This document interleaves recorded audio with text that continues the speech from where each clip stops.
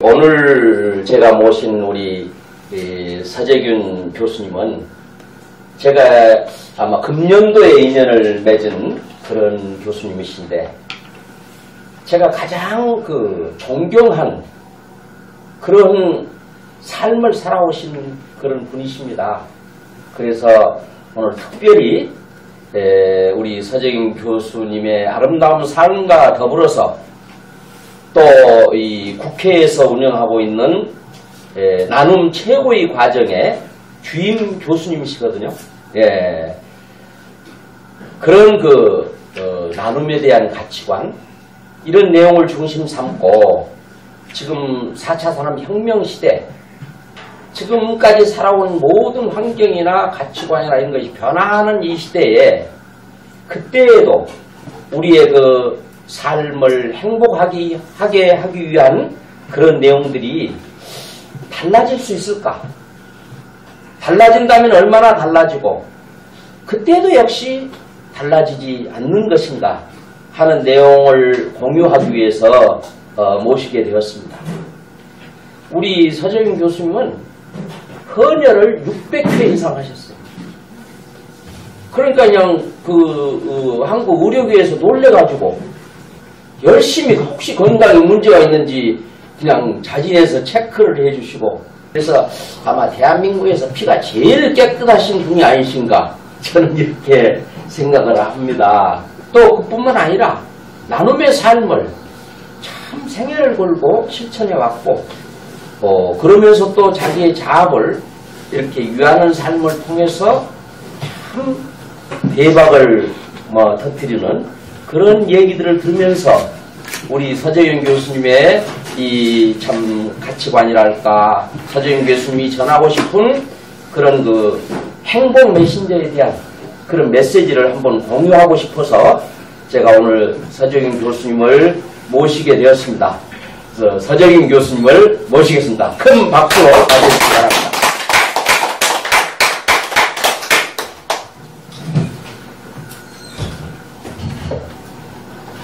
네, 반갑습니다. 우리 지리정 강사님께서 너무 과분한 소개를 해주셔가지고 오늘 말을 모르겠습니다. 이 자리에 계신 여러 어르신들이 저보다 다 선배님 되시고 저는 얼미생 양띠니까 아직 어립니다. 이제 마이크를 좀 위로 잡으세요. 아니 왜요 얘기? 노인대학 강의를 여러 번 해보시면 거기는 되게 다 이제 8, 90대신 분들이 많이 계시죠. 그래서 제가 인생을 논하고 행복을 논한다는 게 어르신들 앞에서 좀 부담되지만은 그동안 이제 강의한 것을 집약해가지고 4차 산업 시대에 이런 쪽으로 가는 게 행복하지 않겠느냐 하는 것을 좀 정리를 몇 가지를 해봤습니다. 여러분 잘 아시지만 4차 산업혁명이라는 말을 스위스 다보스 포럼에 만든 슈바트 교수가 최초로 사용을 했는데요. 정말 전 세계는 하루하루 다르게 급변하게 변하고 있습니다. 드디어 독일에서는 말이죠.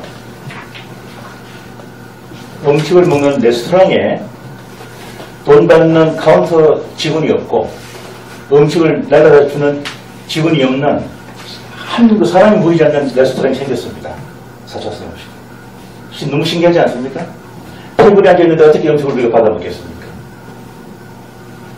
주방이 2층에 있고 2층에서 미끄럼틀이 달려있어요.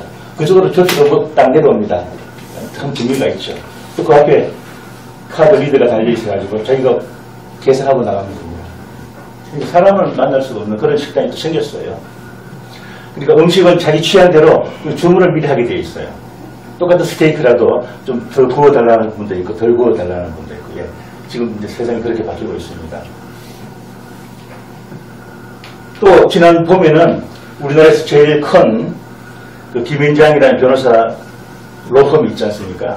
거기서 드디어 실험적으로 로봇 변호사를 하나 도입을 했어요.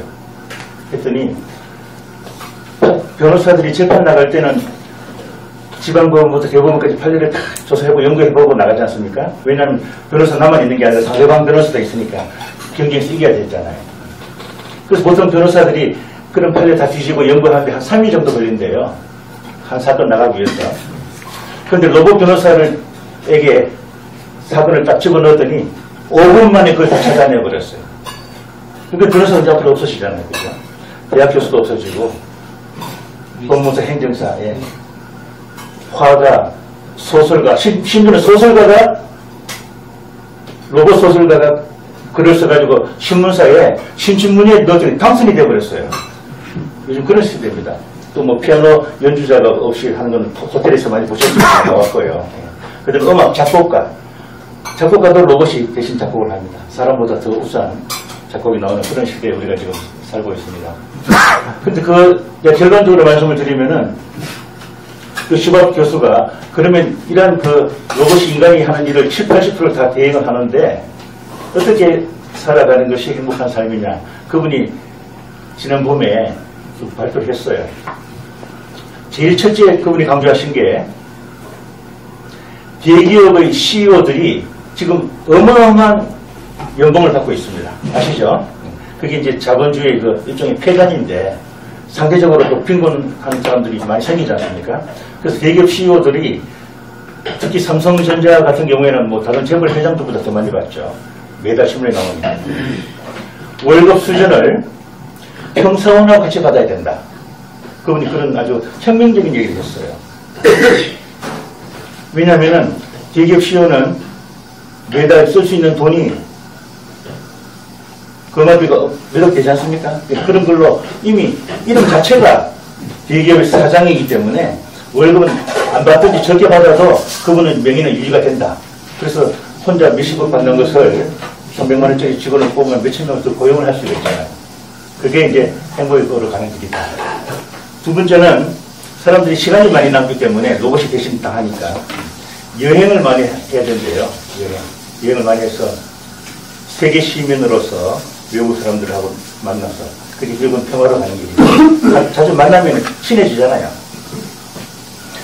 하버드 사회학 교실에서 그 발표를 했습니다. 사람이 친밀해지려면은 10번 정도 만나야지 친밀해진대요. 10번.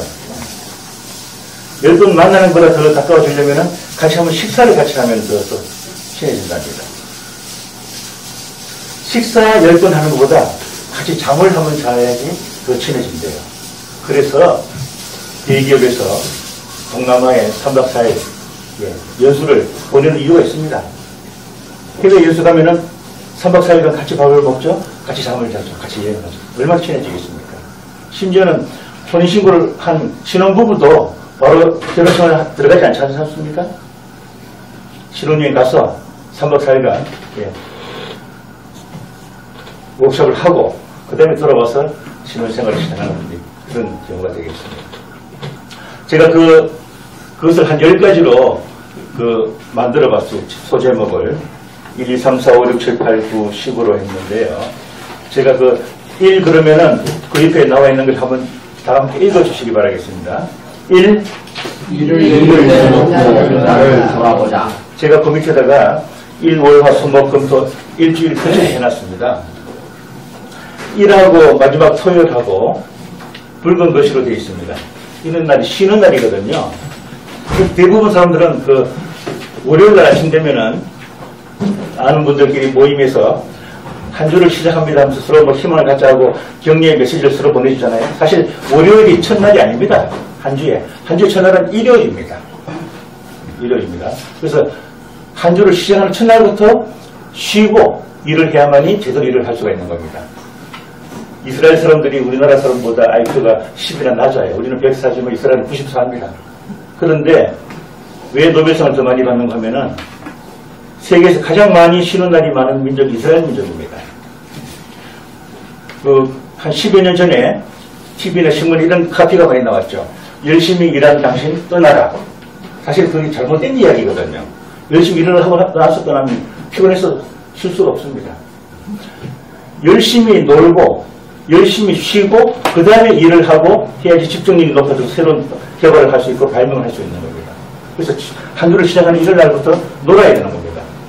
놀고 안전하게 머리를 비우고 그래야지 스포츠처럼 새로운 아이디어나 융복학 시대에 지혜가 떠오르는 겁니다.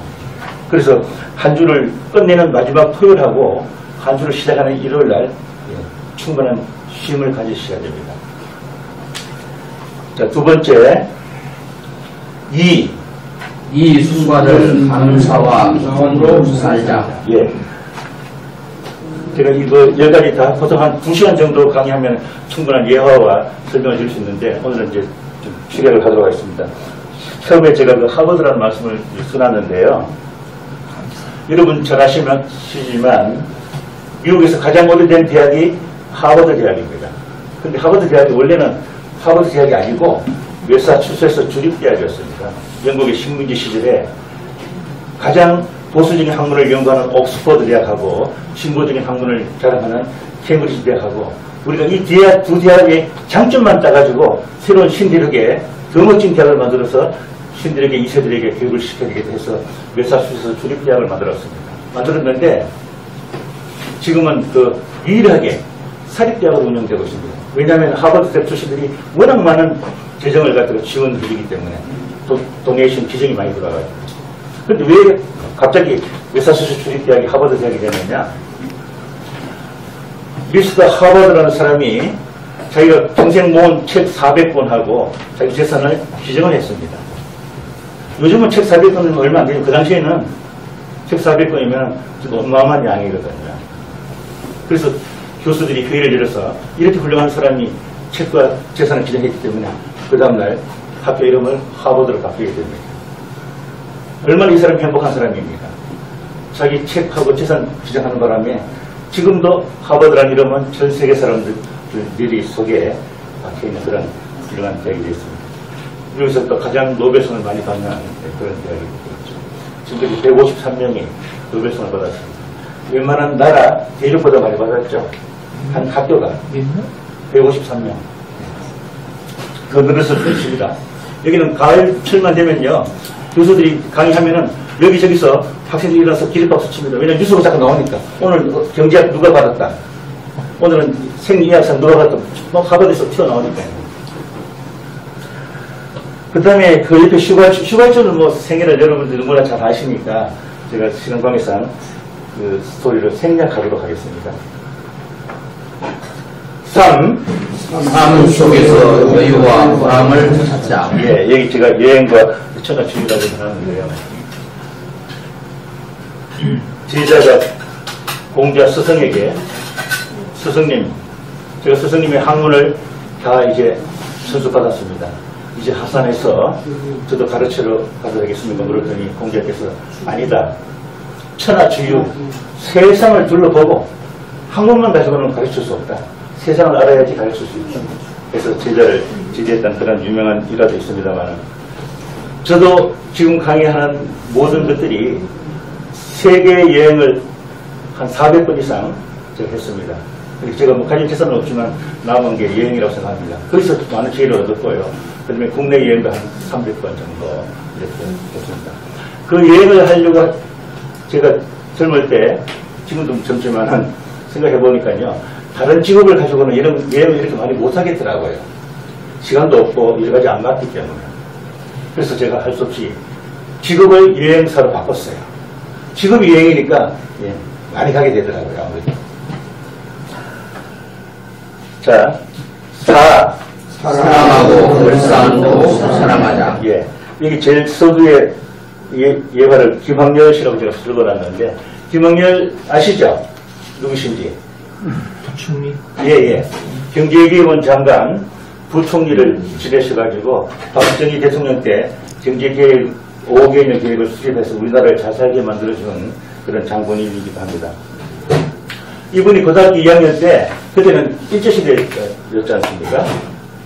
그래서 징지 부름을 받고 일본 군복을 입고 대동아 전쟁 남양군도로 파병이 됐습니다.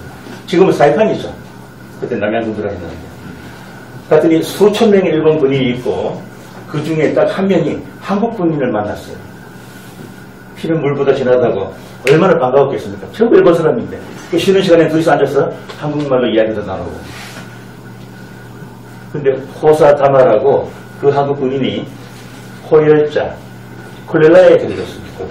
지금도 코로나 걸리면은 바로 격리하고, 그 당시에는 90% 이상이 사망하는 그런 참 위험한 병에 걸려있죠. 그러니까 모든 일본 병사들하고 일본 군의관들이 그 환자를 멀리했습니다. 전혀 자기가 죽으니까. 근데 이 김학렬 청년이 그 한국 군인을 쫓고 다니면서 밥도 타서 먹이고 물도 끓여서 먹이고 기적적으로 지성민 강천이라고 하늘도 감동을 받아서 기적적으로 살아나게 됩니다. 드디어 그 다음에 1945년 히로시마 나가사키의 오젓한 수화zem으로 해서 2차 세계대전이 끝나고 이제 일본군이 없어지지 않습니다. 그래서 군복을 벗고 각자 고향으로 헤어졌습니다. 김학렬은 서울로 돌아오고 이 친구는 이보로 갔습니다. 그 당시에는 뭐 북한 남한 구별이 없는 시대였으니까요. 1950년 45년 우리 해방되고 나서 5년 후에 6.25 한국전쟁이 발발했습니다. 소련제 탱크를 밀고 내려온 인민군에 의해서 수도가 3일 만에 함락이 되죠. 그런데 김학렬 씨는 그때는 이승만 정부 시절에 경제개혁은 공무원이었는데 미처 피난을 가지 못하고 인민군에게 체포됐습니다. 체포됐을 때 주문에 있던 공무원증을 빨리 버리셔야 되는데 못 버리고 발각이 됐어요. 그래서 전시에는 경찰, 군인, 공무원들은 그 자리에서 체포되면은 압송을 해가지고 저녁마다 총살시키는 그런 일을 당하고 말았습니다. 그래서 야산에서 밤에 막사에서 이제 묶여 있다가 매일같이 미션미션 풀려가 총살을 시키는데 드디어 오늘 밤에 김학렬 호명을 받고 이제 끌려나가게 됩니다. 아, 내가 부모님에게 효도도 못하고 국가를 위해서 큰 뜻을 갖고 있는 사람인데 내 꿈도 못 펼치고 여기서 개죽음을 당하는구나 하고 이제 끌려나갔습니다. 나갔더니 그 김학렬이라 불렀던 이민군 장교가 당신 5년 전에 사이판에 간 일이 있느냐 물는 거예요. 그렇다고 했더니 그때 당신이 나를 살려줬으니까 이제 내가 당신을 살려줄 때가 됐다. 그래서 비상식량하고 밤에 몰래 서울까지 도망가는 비밀 루트 길을 알려주셔가지고 무사히 서울로 와서 드디어 박정희 대통령 때는 경제개혁원 장관 부총리까지 지내는 그런 위대한 일이 일어나고 말았습니다. 5년 전에 자기가 조그만 사랑을 베풀었는데 그 사랑이 결국은 나의 생명을 살릴 수 있는 그런 이야기였습니다. 김학렬 부총리가 젊을 때는 이걸 고백을 못했어요. 그러면 북한 인민군이 총살당하기 때문에. 그죠? 돌아가시기 전에 마지막으로 이걸 고백을 하고 돌아가셨어요. 그분이 회고록에 나와 있습니다. 제가 이 글을 읽으면서 가슴이 뜨거워져서 눈물 흘렸습니다.